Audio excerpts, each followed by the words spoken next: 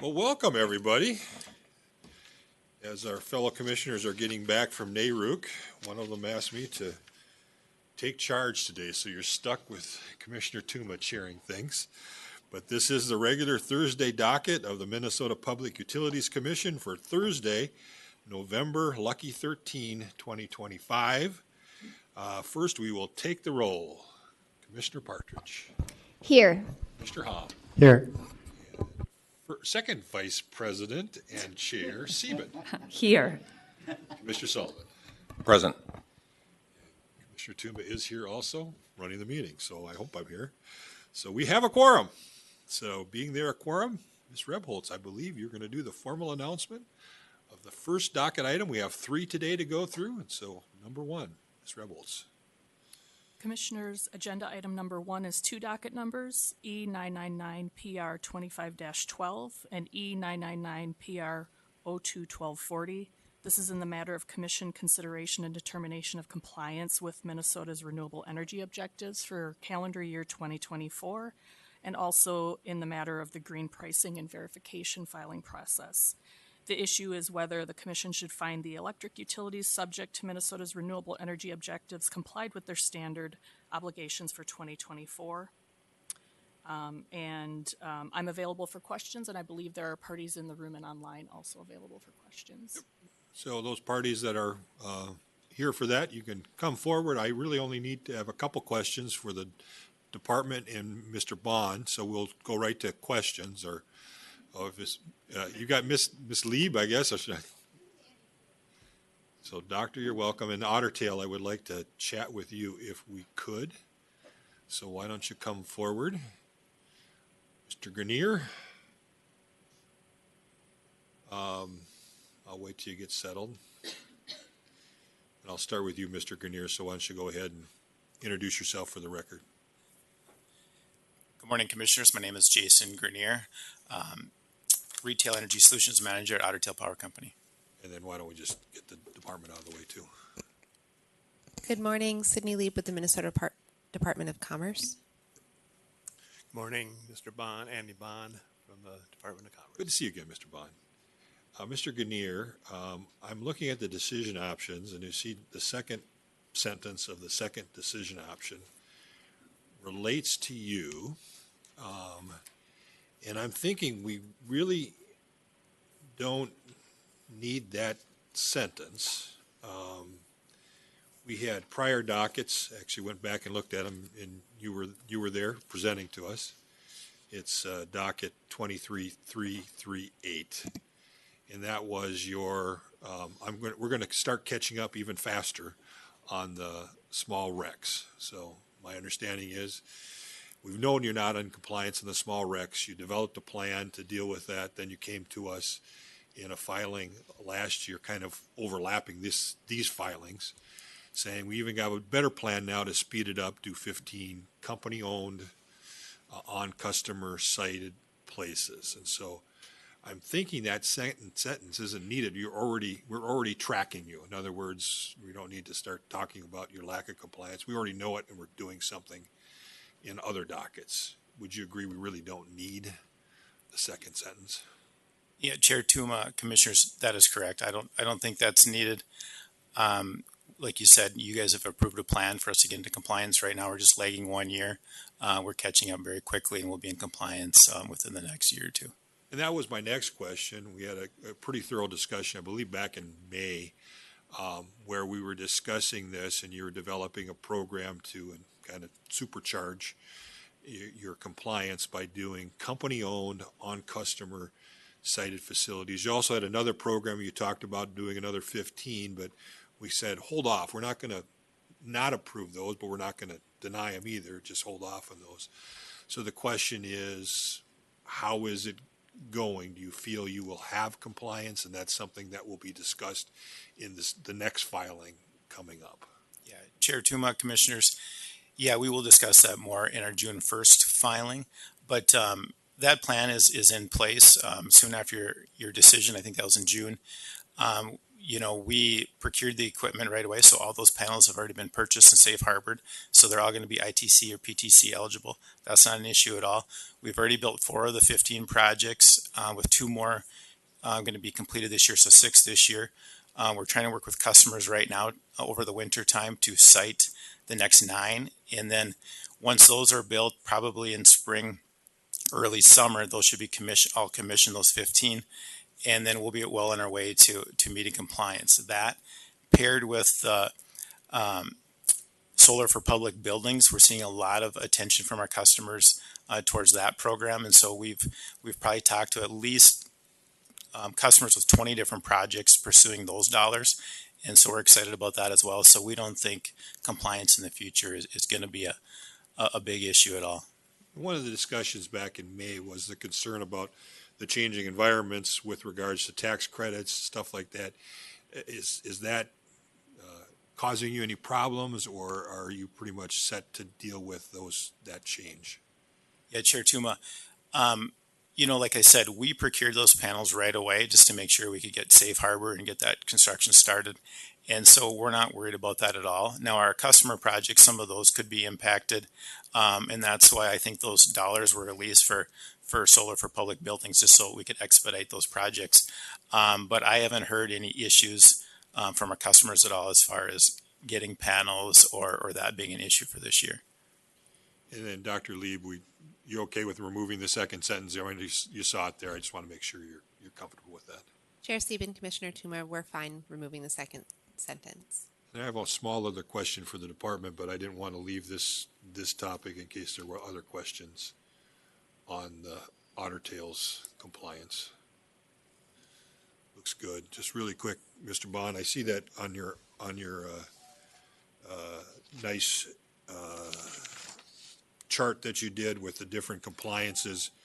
We still have Northwestern Wisconsin Electric Company, and my understanding is we will no longer see them. Their customers are all been now transferred over to the local cooperative, which I think is under GRE. So I think our need to check what Wisconsin is doing and worry about those radicals over there across the river is done away with. Is that your understanding? Yeah, that's my understanding as well. For the next report, the next 2025. Excellent. Those are all the questions I have. Any other questions from folks? Given the company's commitment to keep us informed going on, I don't think we need to do any additional changes other than drop the second paragraph. So I would move decision option or second sentence in the second option. So I would move decision option 1 and decision option 2, the first sentence. Does that make sense, Ms. Fazio? Any further discussion? All those in favor signify by saying aye. Aye. All those opposed, same sign. Passes unanimously. Ms. Winter. And why don't the parties come forward who are here on ECO? I know there will be questions. So if you're here to represent your utility on ECO, please come forward. And if you're online, please turn your camera on so we can see you.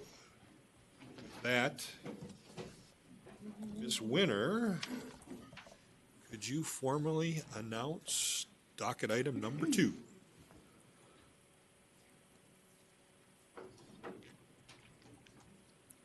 Good morning, Chair Tooman, Commissioners. I apologize, it's kind of a long introduction. Agenda item number 2 comprises the following dockets. Docket number E015/M-25-48 in the matter of Minnesota Power's 2024 Conservation Improvement Program consolidated filing. Docket number E017/M-25-49 in the matter of Otter Tail Power Company's annual filing of the Demand-Side Management Financial Incentive Project and to update the Energy Conservation and Optimization Rider. Dockets number E002/M-25-50 and G002/M-25-47 in the matter of Xcel Energy's 2024 Energy Conservation and Optimization Consolidated Filing. Docket number G008/M-25-43 in the matter of CenterPoint Energy's Natural Gas Energy Conservation and Optimization 2024 Status Report and associated compliance filings. Docket number G004/M-25-44 in the matter of Great Plains Natural Gas Company's Eco Tracker and Shared Savings DSM incentive. Docket number G022/M-24-45 in the matter of Greater Minnesota Gas Inc.'s petition for approval of 2023 Energy Conservation and Optimization Program Tracker account and proposed conservation cost recovery adjustment. And docket number G011/M-25-46 in the matter of the petition of Minnesota Energy Resource Corporation for approval of the 2024 Energy Conservation and Optimization Program Tracker Account, Demand-Side Management Financial Incentive, and Conservation Cost Recovery Adjustment Factor. The questions before the Commission are: 1. Should the Commission approve the requested eco-financial incentives, 2024 tracker accounts, proposed riders, customer bill messages, rule variances, and carrying charges for the following utilities: Minnesota Power, Otter Power, Xcel Electric, CenterPoint Energy, Great Plains Natural Gas, Minnesota Energy Resources Corporation, and Xcel Gas. Number 2, should the Commission take action on customer bill notification review? Number 3, should the Commission take action on Greater Minnesota Gas's lack of filing? Number 4, should the Commission approve Otter Power's request for a temporary efficient fuel switching financial incentive? And number 5, should the Commission take action on Xcel Electric and CenterPoint Energy's efficient fuel switching air source heat pump rebates? Parties are available online and in person. Staff has no further comments, but is available for questions. Thank you. And we are working off of some revised decision options you filed yesterday, right? That is correct. Okay. And before we go to, we're not going to do opening statements, but before we go to questions, let's just get the awkward state your name for the record out of the way. So we'll start with you, Ms. Stasny, and we'll go from my left to right. Good morning, Kristen Stasny on behalf of Minnesota Energy Resources Corporation. Good morning, Lauren Steinhauser on behalf of Xcel Energy. Still Sydney Lieb with the Minnesota Department of Commerce. Good morning, Christine Anderson on behalf of Greater Minnesota Gas. Good morning, Ethan Warner, Regulatory Manager for CenterPoint Energy's Eco Programs. Still Jason Grenier with Otter Power Company. And then online, we have, I think, Ms. Maluk. Why don't we start with you? Good morning, Joylyn Huffman-Malik for Minnesota Energy Resources Corporation. And then for MP, Good morning, Commissioners. Jennifer Kuklinski with Minnesota Power. and who else do we got online? Anybody else? Good morning, Commissioners. This is Bradley Davison from Great Plains Natural Gas. Excellent. I think that's all the cameras I have on in front of me now. Is there anybody else I'm missing online? And then before we go to Commissioner Sullivan for questions to start with, I know Commissioner Partridge has a statement she would like to make. Thank you, Commissioner Tuma. I just wanted to briefly mention that I have been involved in eco dockets before the department on programming issues, but wanted to clarify that I, in my previous role with Center for Energy Environment, was not involved in the financial incentive docket. That is the mechanism where the proposals derive from for today, nor was I involved in the cost recovery dockets for many, many years after leaving CenterPoint Energy in 2017. So just wanted to clarify that I do not perceive to have any kind of conflict of interest in reviewing the cost recovery dockets. I am not biased by that work in my review of cost recovery, and so I will continue with the hearing. Not worried at all about any conflict of interest, but happy to have your expertise on. Thank you. Commissioner Sieben. Thank you, Chair Tuma. Ms. Winter, I just wanted to clarify the updated decision options. Does it have updated numbers in the decision options that are different from the ones that were in the original briefing papers? Or it just said they were going to be updated corrections and updated figures, and I don't know where that is. Chair Tuma, Commissioner Sieben, the numbers themselves are not updated. It's just that there's some typos and figures inside the numbers that are updated. So it's okay In the to decision work, options? In the decision options, it's okay to work from the prior set. Okay, they're just not red line, so it's hard to figure out which ones they are, just looking at them here. Gotcha. I will change that in the future. Okay, thank you. Okay. Commissioner Sullivan. Thank you, Chair Tuma. First of all, I just want to kind of open with just a general statement that it is really nice to see the ECO program, and this is the first year of performance that we're getting out of ECO, but it is really nice to see the state's DSM programs, demand-side management, for those who are not in that community, for conservation programs. It's really nice to see that our utilities, I mean, almost all of them are doing a really, really good job on these programs. So I think it is nice to see that. It is nice to see the performance coming out of the programs. It is especially nice to see on the electrification programs like that, how basically how much they overperform the forecasts. So I guess we should probably talk about the forecasts, or maybe have better forecasts in the future, but it is really good to see that this program is as successful as it is.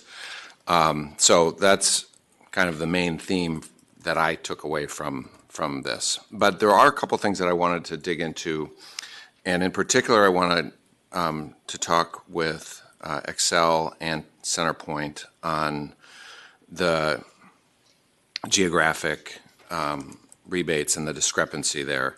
So I guess my question is, and I'm not attributing any wrongdoing to CenterPoint, but I looked at CenterPoint, your rebate for air source heat pumps that are located in your service territory, your gas service territory, but in Xcel's electric service territory, are much lower than what Xcel offers throughout its entire system, or its entire program. So what Xcel does then is basically Xcel kind of grosses it up to what they would normally get. That's their geographic program. But they give you basically you get the credit for the savings, and then that then filters back into your incentive. And it's not a huge number, but I do feel like I'm interested in your explanation for why that's fair. But I don't think it's right that your incentive comes in the backs of Xcel ratepayers. So if you want to talk to me about that, I'm happy to hear you out. Chair Tuma, Commissioner Sullivan, giving a little thought to this on the fly, I guess I would say I can understand where you're coming from in terms of the unfairness, but even though the utilities could not come to an agreement on the right rebate amount to offer, we were relying on our trade ally network to sort of make recommendations for incentives, and I believe Xcel can speak to this. I believe they based it on their experience in Colorado. But besides that, we spent a significant amount of time to make sure that we were divvying up the energy savings in a way that we're not duplicating what we were claiming as part of our programs, and then coordinating on the way we were delivering the programs in terms of jointly delivering presentations to 250 to 300 trade allies about the joint offerings and making them aware of the rebates that were available from both utilities, and then working together on other things to sort of very much newer to CenterPoint Energy than Xcel, but deploy this in the market and be successful.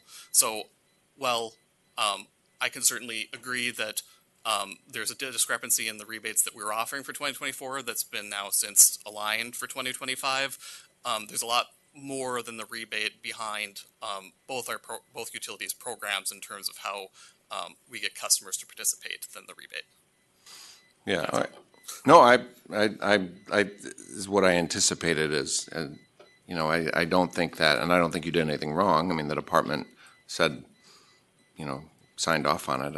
I understand that there's just it is what it is.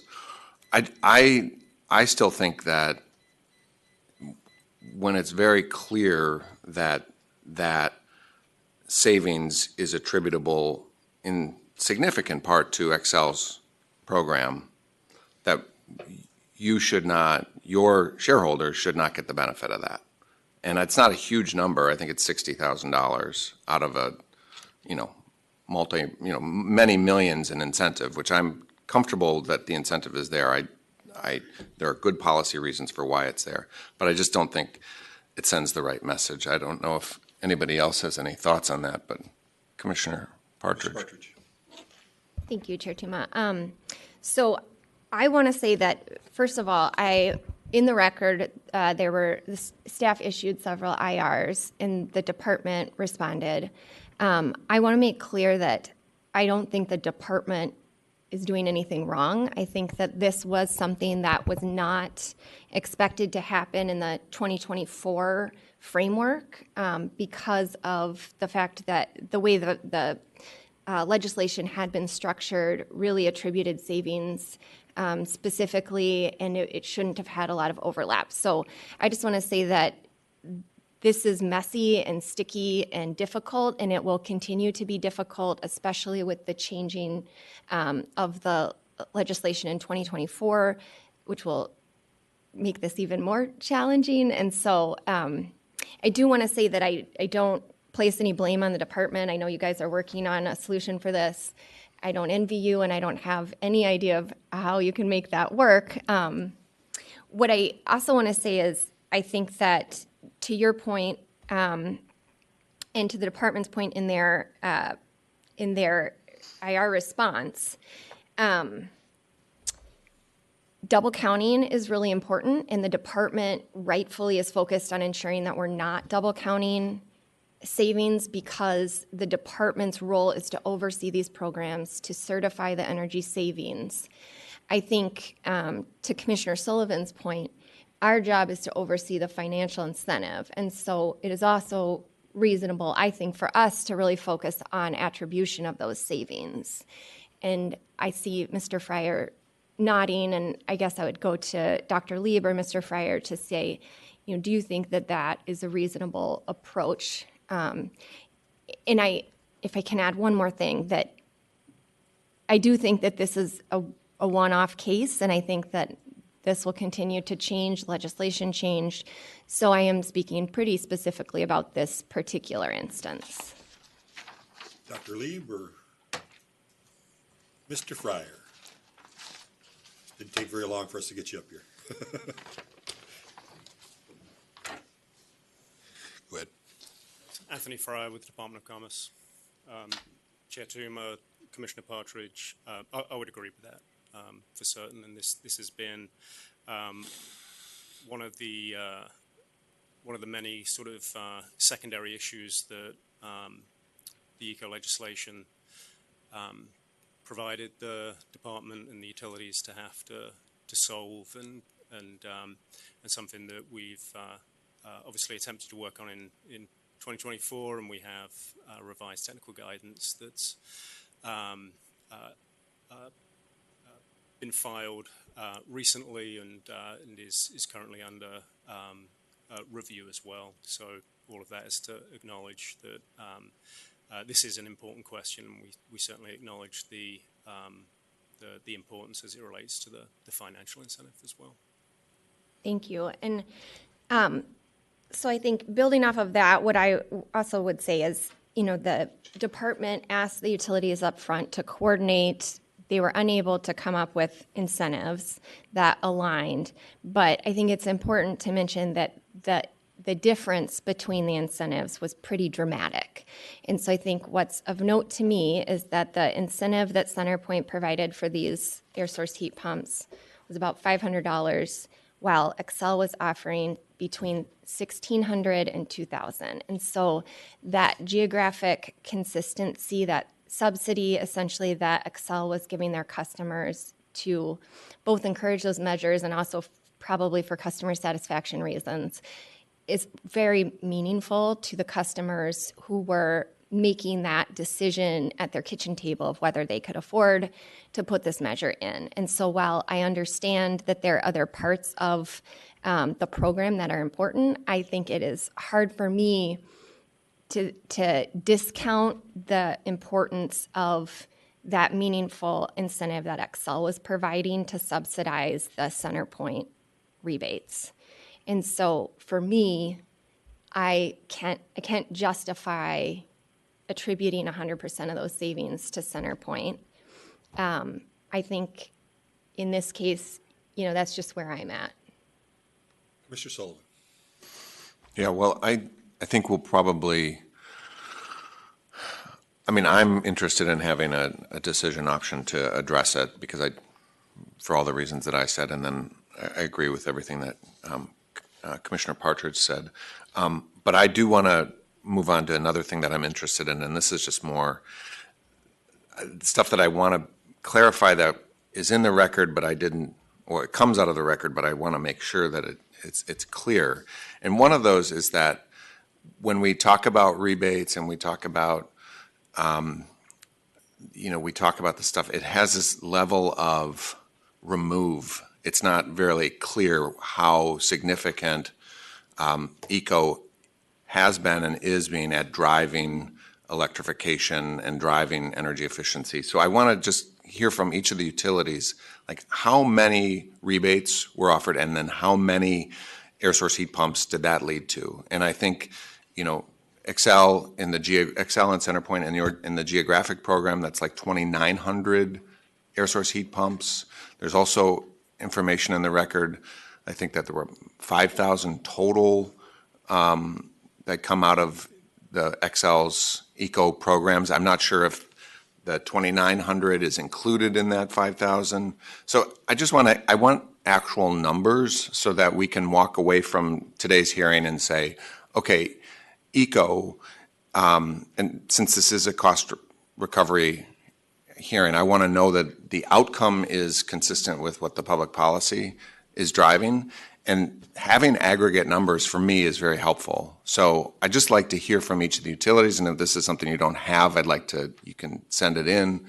But I'd like to know, okay, last year, in the first year of ECO, 2024, first year of that triennial, total for the state, 9,000 air source heat pumps were installed, or 7,000. That's what I'm getting at here.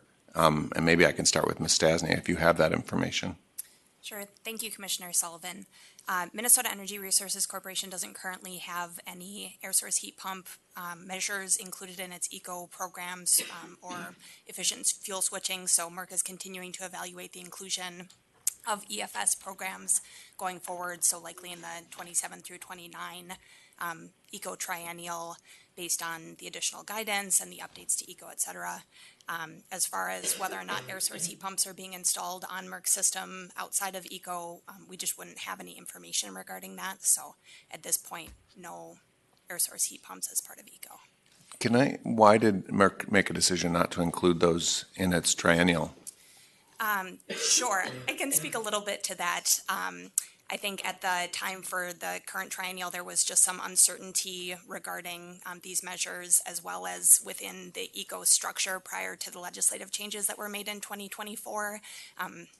Less incentive for the gas utilities to encourage those types of measures. So I think MERC was looking for opportunities to learn from the other utilities who did have efficient fuel switching measures to make sure that we were learning from those utilities' experiences and making this accessible to customers once they were implemented. MERC also has some geographic challenges given the size of the utility spread across the entire state. So rather than coordinating with, one large IOU electric utility, MERC would need to coordinate with 40 plus small municipal utilities and other utilities regarding joint delivery of efficient fuel switching measures. So there are some unique challenges to MERC that we have continued to think through and work through, and I think are looking for opportunities to make these rebates available to customers who are interested in implementing those measures. Okay, thanks. Ms. Steinhauser. Chair Tuma, Commissioner Sullivan. I have our unit numbers. And I have folks here who are much more ingrained in the numbers if you need more than that. But in terms of air source heat pump, total units installed, it was 4,955. The electric installs, which is the geographic consistency numbers, is 2,834. On top of that 4,000 No, that's included? so this is breaking it down. Okay. Yeah, so 4,955 total, broken down into electric installs of 2,834, and for our natural gas customers, 2,121. Okay, thanks. I'm sure it comes as no surprise, Chair Tuma, Commissioner Sullivan, that Greater Minnesota Gas does not have an air source heat pump inclusion in its ECO program. Similar to the challenges outlined by Ms. Stasny that Merck faces, we have a number of those similar challenges. Our geographic area is very diverse. The electric providers tend to be very small rural electric providers in a lot of our service territories, so utility coordination would be difficult. And at the time that the program was being developed for the current triennial, there really wasn't a way. We looked at it, but there really wasn't a way to incorporate it into our plan and make it work. Beginning with this calendar year, GMG now is working with a different provider to administer its SIP program. So I imagine that as time goes on and we look at the next triennial, all of the options will get revisited, including EFS measures. Chair Tuma, Commissioner Sullivan, CenterPoint Energy went into our last triennial planning to include efficient fuel switching measures, and we did decide to offer ducted air source heat pumps throughout our residential programs, market rate and low income programs. In 2024, we had 1,611 air source heat pump rebates to market rate customers and 2 nonprofit affordable housing rebates to nonprofits for installing air source heat pumps as part of like a new construction program. I do also want to note that I think we approach this very much as as the gas utility, not very familiar with air source heat pumps as technology and the market, and so we went into this trying to learn a lot and try to like build on what we learned from this triennial to go into the next triennial.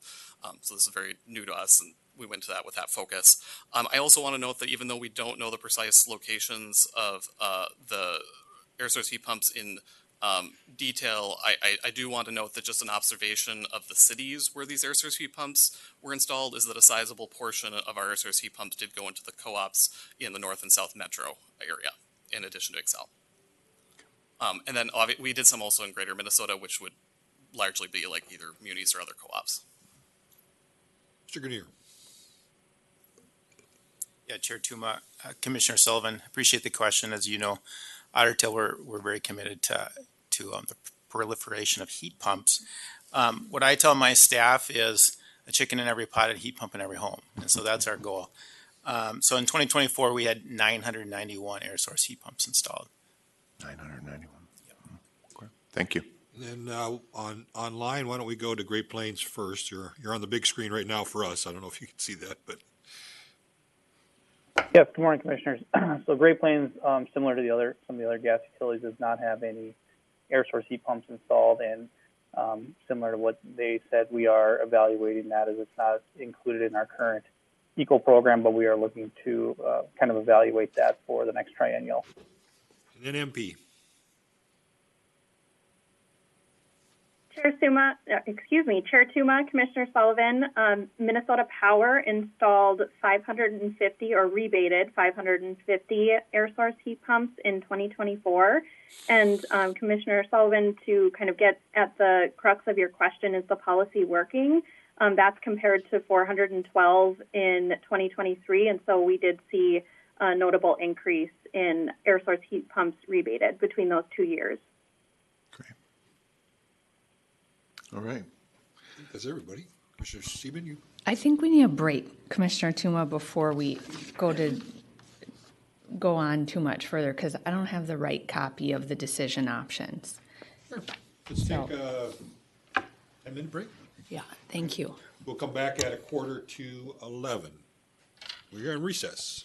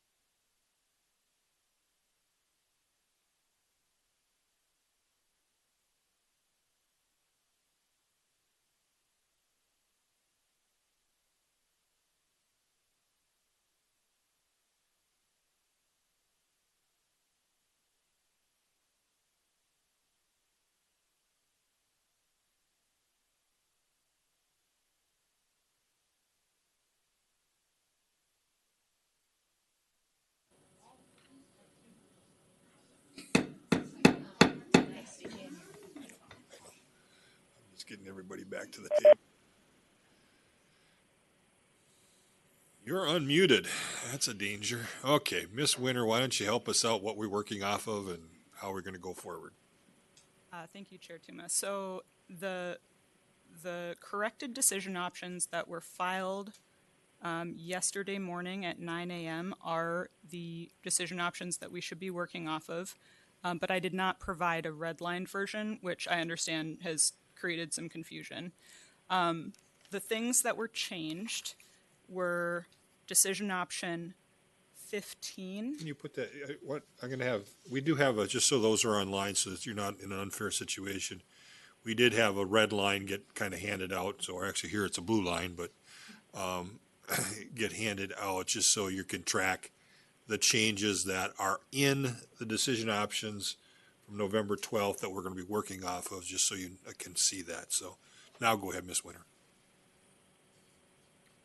So decision option 15 updates Excel Electric's Eco Tracker ending balance from negative 48,932,973 to negative 41,453,10.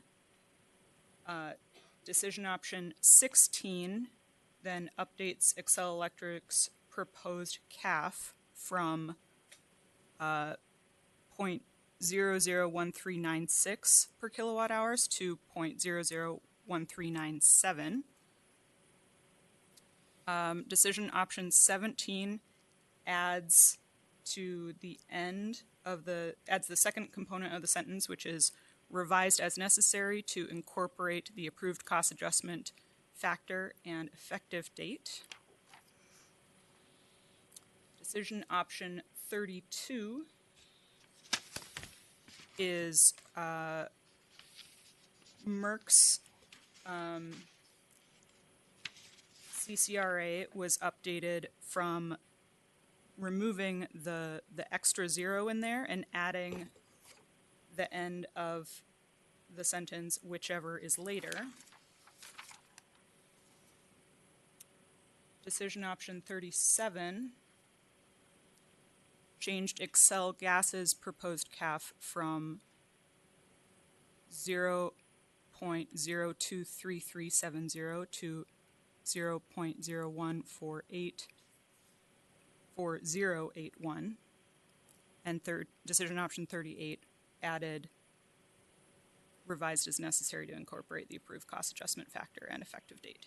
So I apologize for creating the confusion there, but the important thing to note then is that because of that, some of the figures in the actual briefing papers have been updated, but the decision options, the corrected decision options filed yesterday on November 12th in the record do reflect the correct decision options. And before we get to any more substantive questions from any of the utilities that the numbers have changed, are speak now or forever hold your peace, I guess is what I'll say. I'm hearing no objections, and so I guess we can move forward. Commissioner Partridge? Thank you, Chair Tuma. I had some additional questions, and I'm just going to start. They're kind of all over the place, different utilities, different issues. So I'll just start with tracker balances. So I had noted in my review, and I know this number has changed, but Excel, I had noticed that it appears, based on my interpretation of the table on page 18, table 13, now I know the figure has changed from 48 million to 41 million in over recovery. Is that right? And I'm just curious how, I'm assuming this has to do with the timing of a rate case, and I'm getting head nods. Could you just speak to that? Because I noticed that you were over recovered, but that the adjustment factor increased. And so I just wondered if somebody could talk me through that. Chair Tuma, Commissioner Partridge, I would invite up one of my colleagues to talk through the numbers with you. Thank you. Well, state your name for the record and have at it. Carl Shalanta with Excel Energy. Thank you, Chair Tuma and Commissioner Partridge. That's correct, yes. We did increase the CAF from a negative value to a positive value. That does have to do with the timing of our last rate case. That increased the CCRC, which is the Conservation Cost Recovery Charge, which is recovered in our base rates, and caused us to be very over-recovered, kind of going through our last proceeding. So that's where we had the negative CAF last time, and then this is bringing it into alignment. Even with the increase in our expected spending, we still believe this will bring us to the closest value to zero by September of 2026 as we forecast out to come up with these values. Okay. That makes sense. And then a similar question, kind of in the opposite direction for CenterPoint Energy. And again, I know these are very dependent on kind of the timing of rate cases and the timing of expenditures. But in Table 16 on page 22, I noticed that the ending balance for CenterPoint is under-recovered by about $23 million, whereas the beginning balance was an under-recovery of $6 million. And so I wondered if you could talk me through that. And when you, with this new CCRA, do you expect to be at a lower balance by the end of this year, or what is your kind of trajectory? Chair Tuma, Commissioner Partridge, yeah, I can speak to that. I don't know in terms of importance what's contributed to that, but a few things that are leading into what you're seeing is definitely timing of rate cases. I believe the CCRC in the rate from the rate case was are based on our initial filing for the last rate case and not the final filing, triennial plan filing that actually went into effect. So there's some discrepancy there. In terms of the marginal increase in the CCRA we're proposing, I would actually say that's primarily related to overperformance in our low-income programs for 2024 relative to the plan from what we were forecasting in the when we were here last year for the financial incentive in our tracker. In terms of like the transition from the last triennial to this triennial, big changes in terms of budgeting are primarily related to low-income programs meeting the new we're 1% requirement and trying to also build up new low-income programming, and then also the rebate increases for many of our residential programs. So my actual question was, though, what is your, so the new CCRA that you are proposing here, how do you see the balance trending when we come back? Because having a decade ago been aware of these, you know, you don't want that balance to get too big because it can be difficult to recover it. Yeah, I think the current rates that we have in effect are getting most of us of the way there in 2 years. We just needed a slight adjustment to sort of correct based on the performance in 2024. Okay, so you are, tell me if this is correct, the proposed CCRA, this is intended to get your balance down over the course of 2 years. Correct. Got it. Okay, thank you. Then I don't really know how to ask this, but Ms. Anderson, I am kind of confused, and maybe this is also the department. I am not quite sure where we're at with GMG's compliance filings, with the data they've provided. So I saw in the briefing papers that your request is for 2023, but there was also a mention that there was a lack of data for some number of years prior, which is important for the department to have and for the commission to have to do the math to get us to where we are today. And so I guess I'm a little bit unsure of where we're at.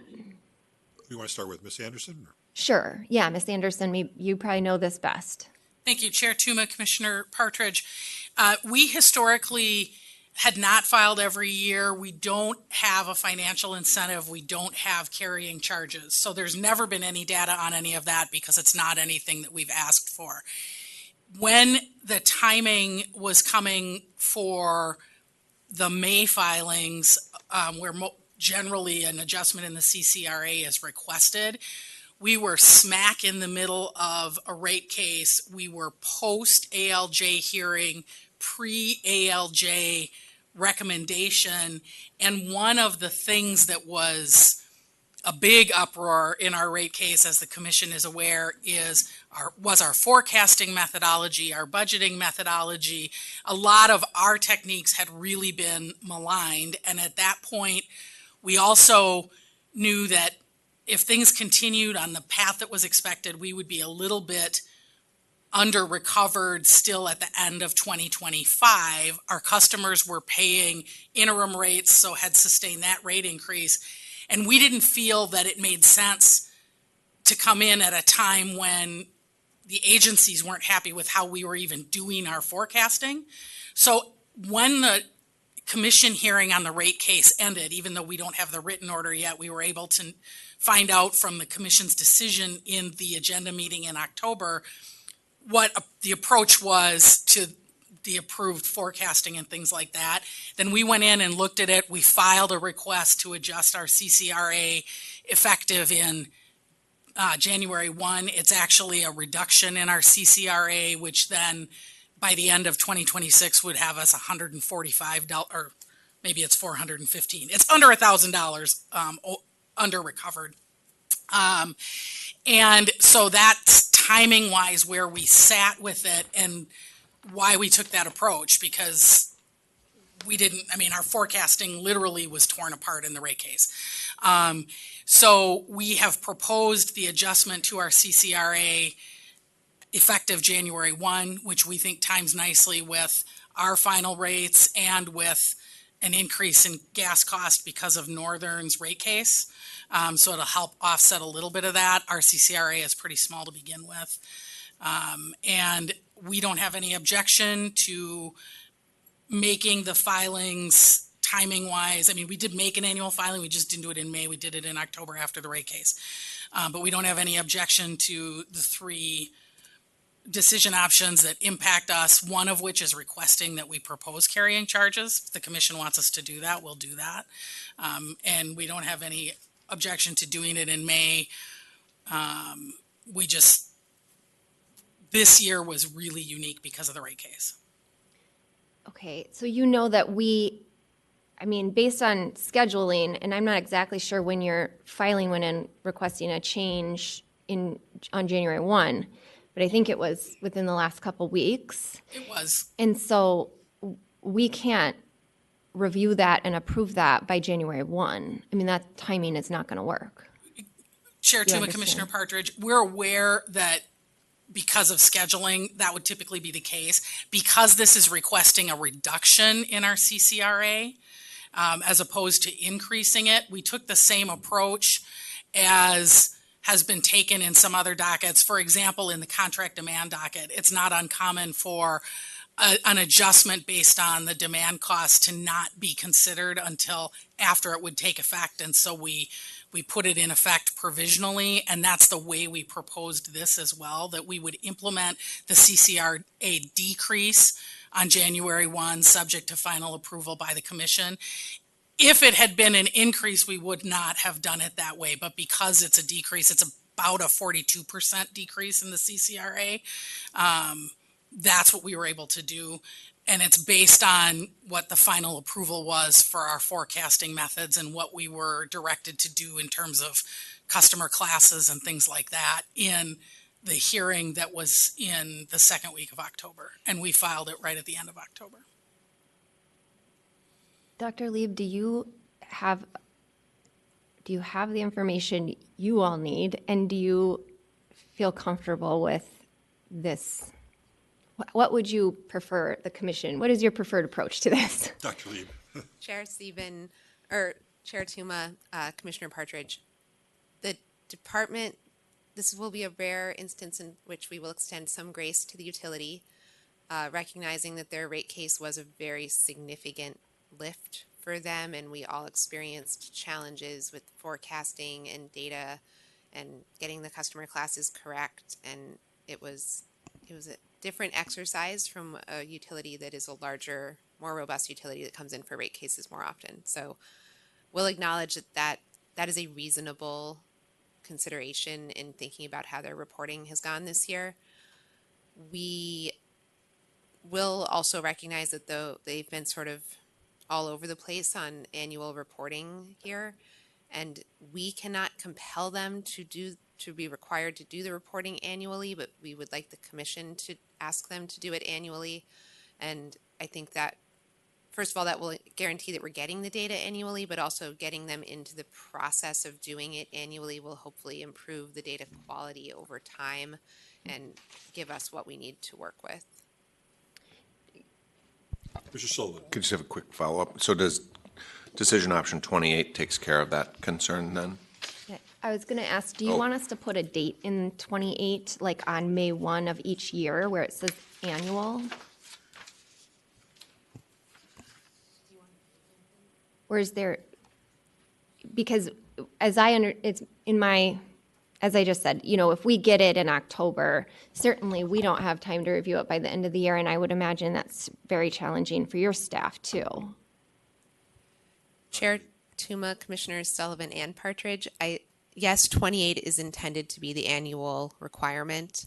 I think putting a date in there makes sense, and I think May 1, yeah, we agree May 1 is good. Ms. Anderson. Chair Tuma, Commissioner Partridge, we have no objection to that. We may not always ask for an adjustment to our CCRA or in the event that carrying charges are approved, whatnot. We may not always ask for an adjustment, but we have no objection to making a filing timed May 1st every year. And it'll just be a basic tracker filing, I guess, if we're not requesting an adjustment. That would be my understanding, Dr. Lieb and Mr. Fry. They're nodding their heads yes. So. Okay. Commissioner Partridge. Then I think the final couple things I wanted to say are just kind of highlights that are positives. I wanted to say to Xcel Energy, I saw that your gas savings went up pretty dramatically this year, which was really excellent to see. I think I have to look back, but I think it's the highest. It is at least based on this chart, it is the highest achievement you've had so far in your gas savings. So that was certainly a highlight to see, and I congratulate the company on that. I wanted to also mention and acknowledge that CenterPoint Energy put in higher rebates for air sealing and insulation measures and had very impressive achievements, including 106% of your participation goal, but I think more importantly, 166% of your energy savings goal in that program.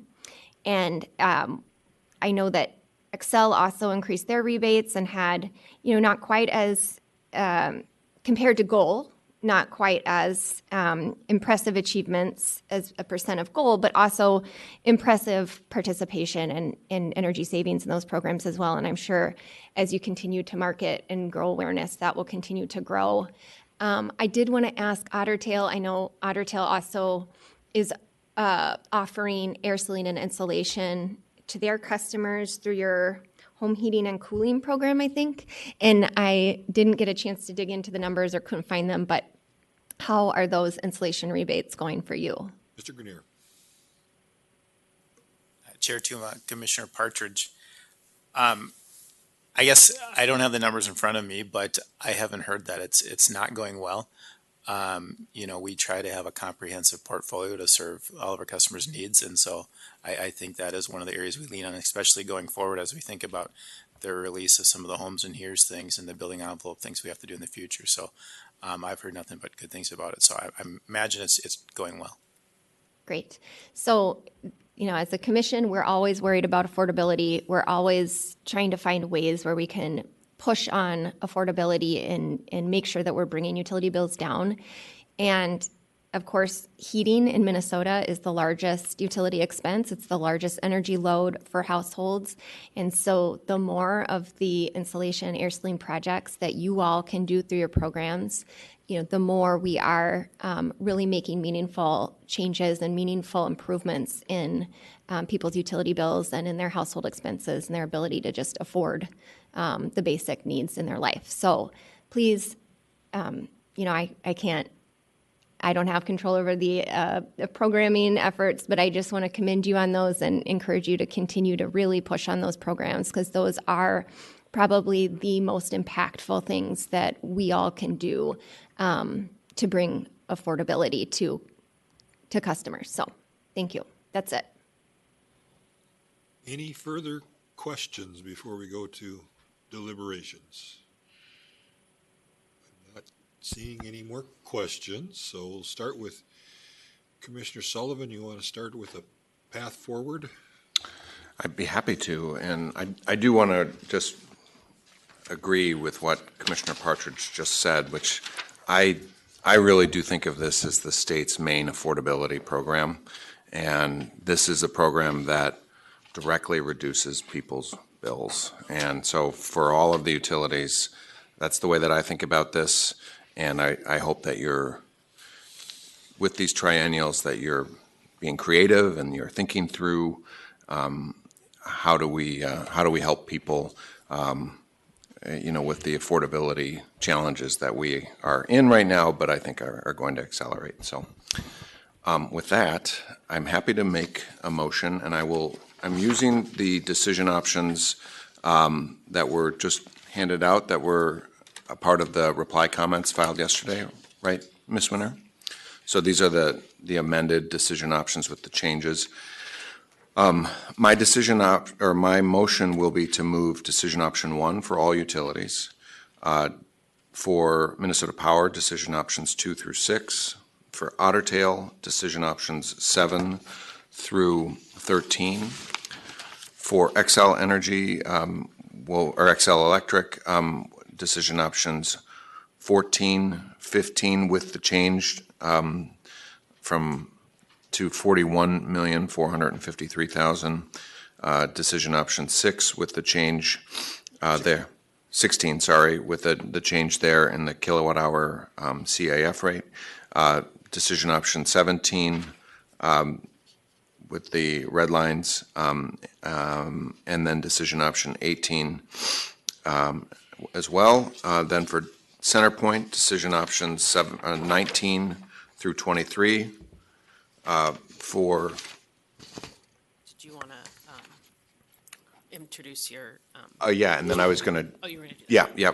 And then I do have a decision option for 19, an amendment to 19. If you could put that on the screen. And this is regarding the conversation we had at the beginning to reflect the. There we are.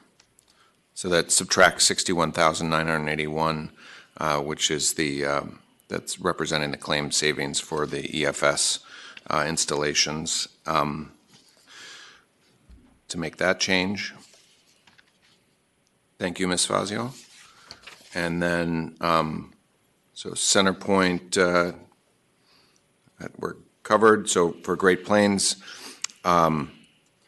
decision options 24 through 27. For Greater Minnesota Gas, decision options 28 and 29. Regarding 28, there was discussion about putting a date in there. So language, or put that up again, yeah.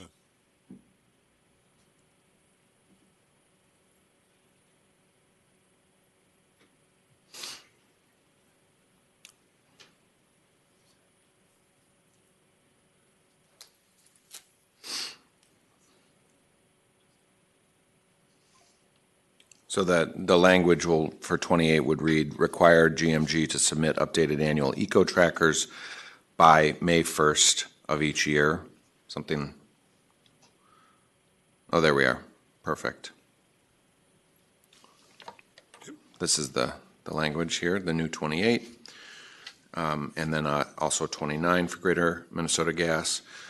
For Minnesota Energy Resources, decision options 30 through 34 with the change at 32. And then lastly for XL Gas, decision options 35 through 39 with changes in decision option 37 and 38 that are reflected in the red lines. That's my motion. Happy to take any questions. Discussions? Questions? adjustments to that? You're good, Commissioner Partridge? Good. I'm good. Looks like we're ready to vote. Good.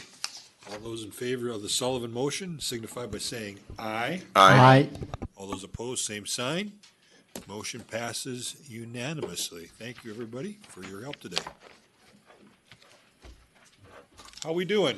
You need a break? You ready to keep plowing forward? Looks like 5 minutes. We will come back at 11:20. Make sure we get that right, 11:20.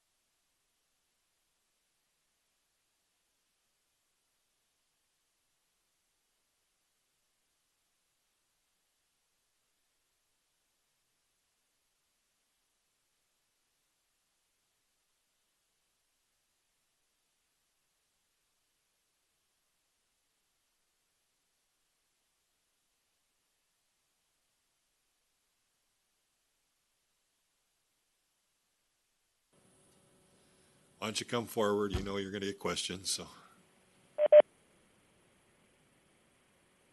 Got Team Grenier here today, I guess, huh? Okay, we're back from our recess. Ms. Marcus, can you do the final third item? Give it its formal notice. Good morning, Chair and Commissioners. Item number 3 is docket E017M24204 in the matter of Otter Power Company's petition for approval of the annual rate update to its transmission cost recovery rider annual adjustment. The questions before the Commission are, should the Commission approve Otter Power Company's 9th annual rate update to its transmission cost recovery rider? Should the Commission determine Ottertail's Millbank Area Reliability Project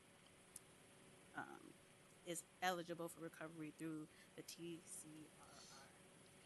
We have one correction to the briefing papers and decision option number 1. The second date should read August 13th, 2025. So the decision option should read approve Ottertail requests as presented in its May 24th, 2024 initial filing and in supplemental filings on August 13th, 2025 with the following recommendation. Staff and parties are available for questions. We will have no opening statements, but we'll go right to questions. But just to get the awkwardness out, let's do the introduction. So for Ottertail. Kerry Stephenson on behalf of Ottertail Company.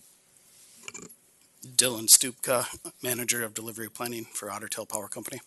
And then for the department. Nancy Campbell, and with me I have Michael Bologna for the department. Okay. Commissioner Hom. Thank you, Chair Tuma. For departments, I read your letter, and then you agree with Ottertail. What did you do to agree with what Ottertail filed in their letter? What did you review? And under what basis you agree with Ottertail? Because that letter was so short, it is not like your typical comments. I was wondering what they have done to agree with Ottertail on that one. Ms. Campbell. Yes, we did agree with their language that they said that they do have had long-standing reliability and performance concerns, that it wasn't just related to the one customer, that it was related not just to the agricultural customer, but they also have additional growth, and that there would be additional benefits for additional transmission capacity and for generation interconnects.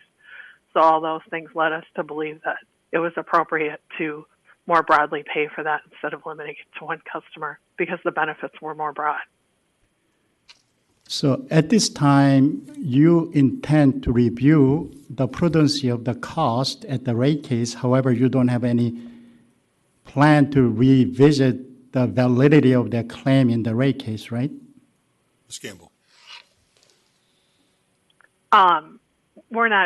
We won't challenge the cost the cost should be spread over the life, but yeah, we would look at it from a prudency issue and from an overall cost recovery issue to make sure it doesn't exceed the cost cap.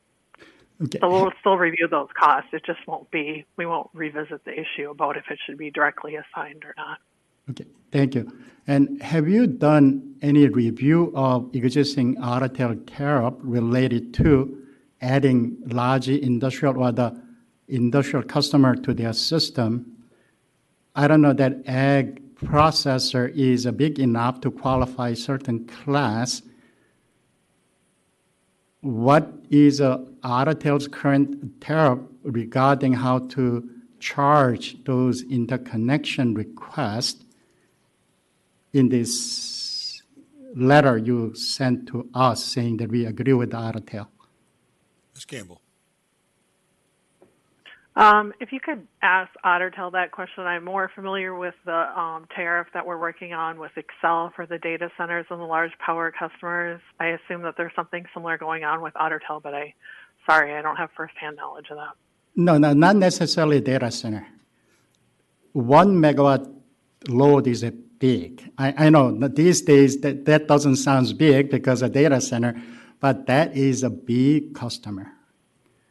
So when this customer doesn't survive beyond, let's say, 5 years, who's going to bear that extension cost if it is spread around all other customers?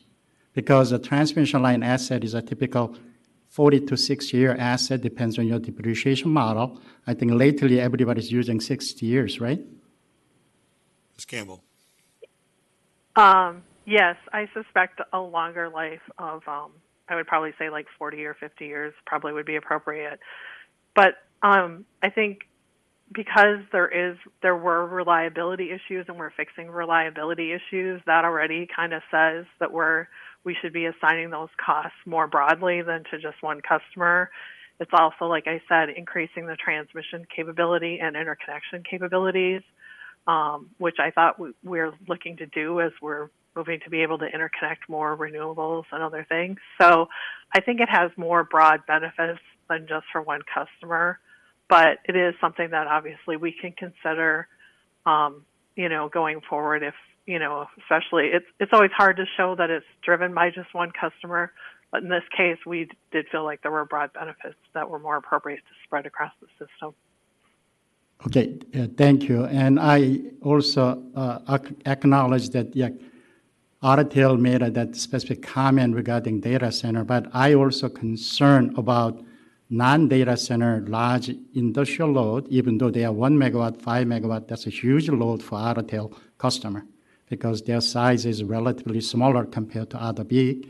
And then based on that situation, how Otter customer is in, because it's non-growing, particularly residential, small commercial, these customers are more steady rather than growing. This data center is potentially up and down, depends on their business model. So overall big picture, I have a serious concern about even any industrial customer connecting like a 1 megawatt, 5 megawatt unit, the generation, the load adding to system and potentially rest of the customer picking up the check unless Otter is pre-charging them. So I understand you guys have a lot of work to do and understand this issue. So, but I just want to give you the big picture issue. And then I want to point out one more thing. I don't know whether it's your job, but I don't have anybody here at the department, so I have to tell you. In the biennial transmission line filing, which is filed in the October 31, Commission staff sent out IR regarding our utility to file all their expedited review project since 2023 in that docket. I think in May we had that discussion. I understand it wasn't fair, but now I try to make it fair to everybody. That information is filed in that docket. So I hope if there is any discussion in this matter, and nobody can say it's not fair. So I think hopefully you guys can pay attention to that response from our utility in that biannual transmission filing. Ms. Campbell.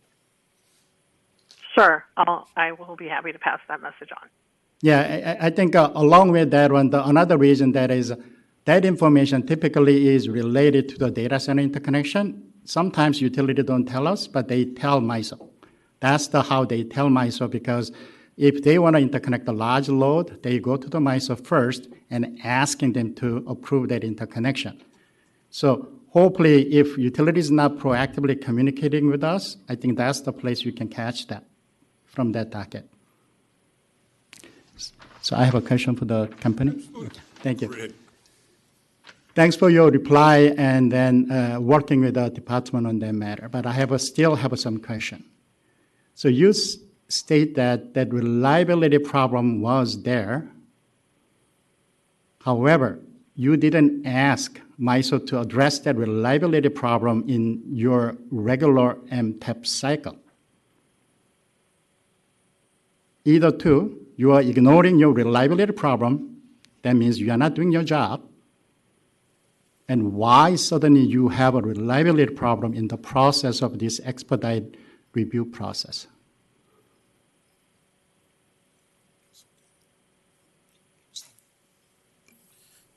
Chair Tuma, Commissioner Hom, we evaluate our system here in the 41.6 system within Otter Tail Power Company. Our detailed system is not within the MISO models, our 41.6 system, and so these are analyses that we do internally within Otter Tail Power Company. We call it our 10-year plan that we do occasionally, and this is where we look at the 41.6 system in depth and look to ensure that it's reliable for our customers. And so that's why it wasn't addressed in the typical MTEP process. If I remember correctly, Otter Tail considered sub-100 kV line as a transmission line. I think I remember specific dockets you guys were fighting on that. So in your asset classification that this specific 46 kV line was a transmission line asset, which is not part of the MISO transmission line control? Yeah, Chair Tuma, Commissioner Hom, Otter Tail does classify our 41.6 voltage as transmission. However, it is not bulk electric system under the NERC definition, and MISO does not model the 41.6 system in detail. So even though you classify that line as a transmission line and you are not abiding with the NERC reliability standard and you are ignoring reliability for those customers being served by that line? Yeah, Chair Tuma, Commissioner Hom, as I mentioned, we do evaluate our 41.6 system at Otter Tail Power Company. No, I understand. You evaluate and you had a reliability problem, you didn't address it. That was my concern. Yeah, Chair Tuma, Commissioner Hom, as the data showed, we did have some hours historically that if the right outage occurred and the load was at the level, above the system limit, there could have been some concerns on serving customers during that time. And that was identified within the analysis that we did here. So let's say, assume this is a NERC jurisdiction, and then you have to comply with the TPL 001-4. Is this line was violating that? Yeah, Chair Tuma, Commissioner Hom, no. This is a 41.6 kV No. system. I'm not asking you. Assume this line is NERC jurisdiction, and then you have to comply with the TPL 001.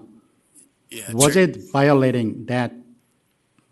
Yeah, Chair Tuma, Commissioner Hom, had this been a 100 kV and above line, yes, this would have been addressed. It would have fell under the TPL 001-5 standard. That wasn't my question. Was it violating it? Yeah, Chair Tuma, Commissioner Hom, yes, it would have been a violation had it been under the NERC reliability standard, but this voltage level is not considered bulk electric I system. understand, because I'm using that as my metrics, even if you're a sub-100 kV line, why you at Otter Tail wasn't doing your job to protecting your customer. Yeah.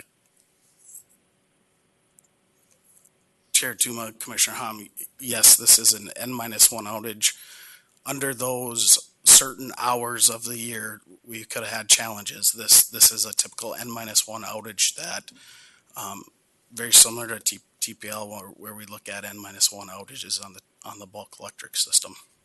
So if you had a situation, there's a new ag customer didn't show up, this reliability situation could have been in the dark to us, right? Because you are not proactively trying to manage this one prior to this customer shows up. Oh, by the way, to address this concern with the interconnection, we need to address this reliability.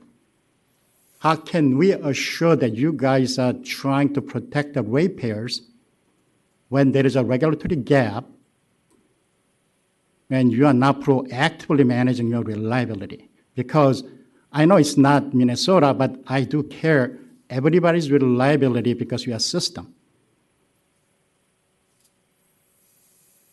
Yeah, Commissioner, Chair Tuma, Commissioner Hom, as I mentioned, Otter Tail does analyze our 41.6 kV system, and we do look for these issues through our 10-year plan that we do internally to identify these concerns. And then when we do identify them, projects are brought forward through the MTEP process. So without this new ag customer, what was your plan to improve the system at that time then? Yeah, Chair Tuma, Commissioner Hom, as we mentioned within our reply, Otter Tail did have a plan to replace some 41.6 kV conductor that addressed the severe issues in the thermal loading. That did not address all of the concerns, but that was a plan that Otter Tail had in motion here prior to this customer coming into service.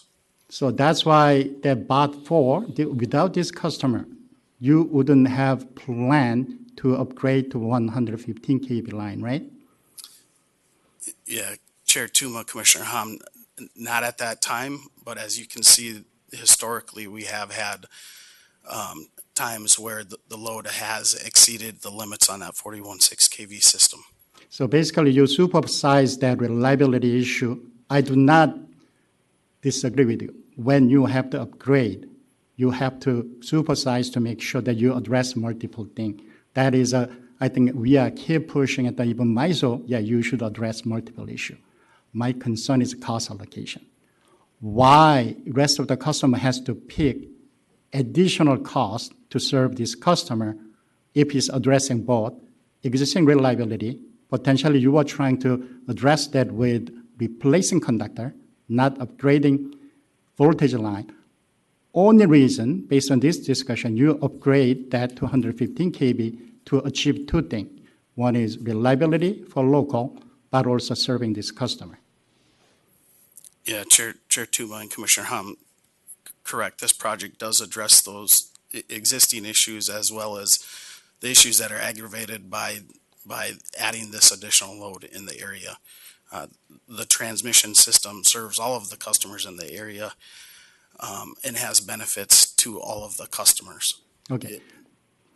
Thank you. So if new generation shows up, exactly same interconnection location, they ask for the interconnection, and they trigger this fix, who's paying for that interconnection cost?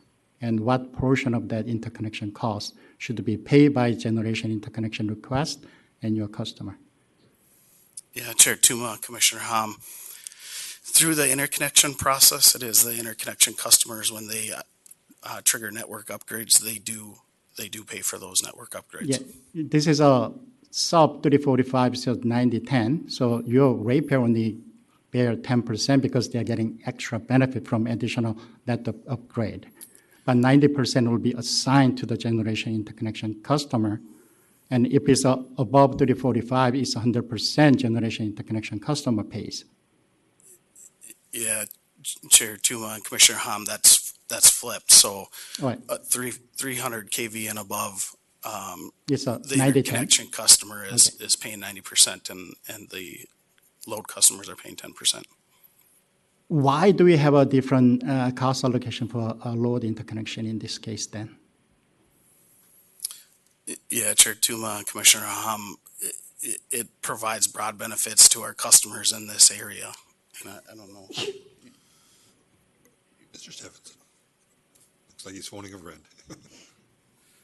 Chair Tuma, Commissioner Hom, if I understand the question, it basically asks the question relates, why wasn't there a direct allocation to this customer of the cost of these upgrades when we are addressing the deficiencies in the 41.6 kV line through this project? Is that? My question is, you have an interconnection for the generation and interconnection for the load. To me, you have a asymmetric cost allocation tariff. Because in this case, you are trying to address 100% cost allocation to everybody, right? Load interconnection plus addressing reliability. But generation interconnection, if it trigger exact same thing, the cost allocation is different.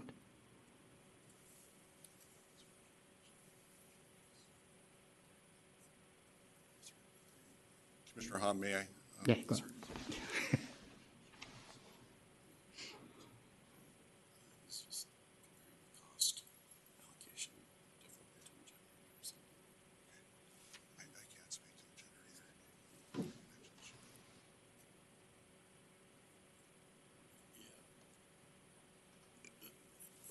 Chair Tuma, Commissioner Hom, an interconnection customer or generator, they come through the interconnection process through MISO, and they interconnect at one point, and they do pay for any network upgrades trigger, and that is all that they are responsible for. And so if there's future changes on the system, you do not go back to those generators and recharge them, even though they may be, due to other changes, their generator may be impacting it.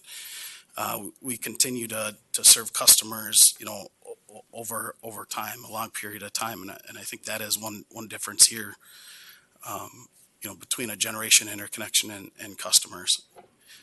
This project will offer capacity for new customers that come onto Otter Tail's system in the future, and offer up the ability for existing customers to expand or grow. That's exactly what I have a concern with, because this ag customer shows up, and if they cannot stay on business more than a few years, and then you are saying that, oh yeah, new customer will show up. Once again, your service area is relatively stable, non-growing area, except these large potential industrial customers, data centers, and I don't know whether you guys are serving the Bakken, the Shell area, and then some ag processing. It is very volatile potentially, and business cannot be sustainable for a long time if they don't make money. So that's why in their case, what is your plan not to asking other customers to subsidize it? Commissioner Tuma, Commissioner Hom, I'll make a distinction. In this instance, well, let me back up. We are aware of the need to present the Commission with a tariff proposal under 216B 1622. I think the Commission has by the end of the year to approve. I think Excel has put something in. We're looking at those issues. And the toolbox for those potential situations could involve direct assignment. It could involve its own jurisdiction, its own class. Of course, it would include specialized electric service agreements with various financial assurance backed up by letters of credit, parent guarantees, bonding, and so forth. That's something that we're studying. In this particular issue, we have an existing long-term ag customer who had an expansion of its facility. And we, in these situations, our baseline is that we don't direct assign, particularly in an instance when we had a customer or a system that was already challenged. And what we tried to address in our supplemental filing, we do have tools to address instances where a customer comes to us and says, look, I'm going to have a 5 megawatt expansion of my plant, and you need to accommodate that. We have an obligation to serve. What we do in those instances, we have tariff provisions in all our jurisdictions that allow us to insist on a minimum revenue guarantee from that customer. And there is a methodology that we use to determine that minimum revenue guarantee. At a minimum, what that revenue guarantee does is hold that customer to account for being responsible for the revenue that should be commensurate with that load increase at a minimum. And depending on the analysis that's done, it may go beyond that to account for project costs. So this is a tool that we use to ensure that we don't have stranded costs that our other customers are exposed to. And this is what we have used traditionally through our system. Again, we recognize that with these new data center type loads, which are typically much larger than our existing customers growing their plants, which we want. We encourage that. We want to see this. This is good for Millbank. It's good for the customer, the producers that contract with this ag processor. But in that instance, the tool that we typically use are these minimum revenue guarantees, and it may be coupled with non-standard ESAs with other contractual provisions. In this case, we used our standard ESA with the minimum revenue guarantee. Okay, thank you. Have you provided that in the record? Commissioner Tuma, Commissioner Hom, yes, it was attached to our supplemental filing. Okay, thank you. So department reviewed that. Okay, so that is another thing I was going to cover then. So thank you for your supplemental information because I think that has to be the case, but I didn't actually review that part. But I review your tariff and I talk with our staff that what is your current practice of doing it. It seems you generally spread over to other people, but behind that is you asking some minimum service requirement or pay or take or pay. But that detail does matter because a take or pay doesn't matter at all if the business goes out of business, right? So as long as they stay on, then they will do it, but they are getting out of business. That take or pay agreement has no meaning. That's why I personally prefer upfront payment so they can use that upfront payment as a credit. That way you don't create this stranded cost.